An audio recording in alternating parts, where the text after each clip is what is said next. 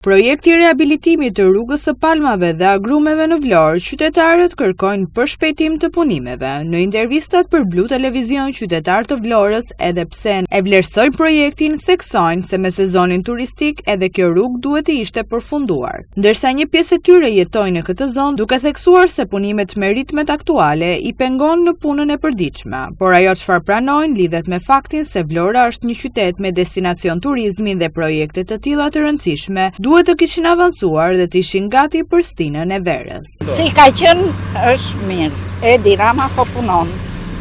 Po kështu me punimet si po ecin duhet të kishin përfunduar? Mirë, duhet të kishin përfunduar në çik më përpara, me qenë se është dhe sezoni, po që...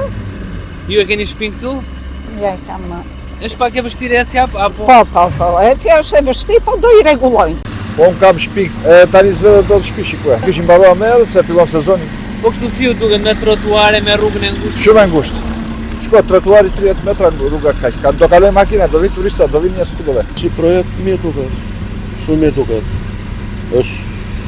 Vlora është në zhvillim. Kto që ka bukurinë e saj, ka lezeti.